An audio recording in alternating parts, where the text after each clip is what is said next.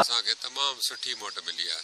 ॿ साल या 2 महीना अॻु ताईं इहो ख़्यालु हो माण्हुनि जो त पीपल्स पार्टी खां केरु खटे नथो सघे, पर असां जॾहिं अल्टरनेट हिकिड़ो पैदा कयो त पोइ असांखे तमामु घणी मोट मिली आहे। जिथे किथे असांजियूं महफ़िलूं थियनि पियूं उते माण्हू पाण ई चवनि था, असांखे मिथूं था कनि त असां वटि अचो। उन्हनि माण्हुनि खे का पज़ीराई कान थी मिले, दरवाज़ा बंदि था करे छॾनि।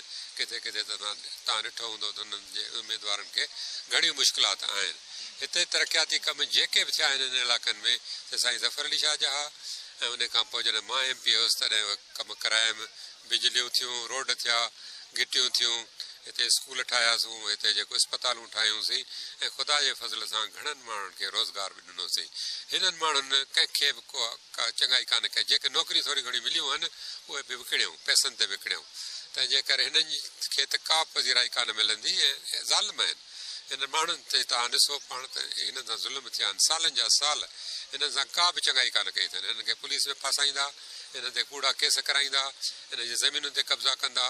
त हाणे असीं सम्झूं था त वक़्तु अची वियो आहे ऐं माण्हू होशियारु थी विया आहिनि। सोशल मीडिया आहे न साईं, ऐं तंहिंखां पोइ तव्हांजो इलेक्ट्रॉनिक मीडिया आहे, हुननि खे ख़बर आहे सॼी दुनिया में छा थी रहियो आहे। ऐं मां सम्झां थो त चङाई थींदी, हिननि खे शिकस्त ईंदी।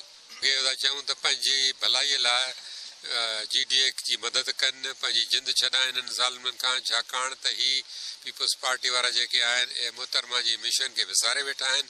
हिननि जो सॼो मक़सदु इहो आहे त थोरे थोरे अरसे में घणे खां घणा पैसा कमाइजनि। हिननि जो को ॿियो मक़सदु कोन्हे।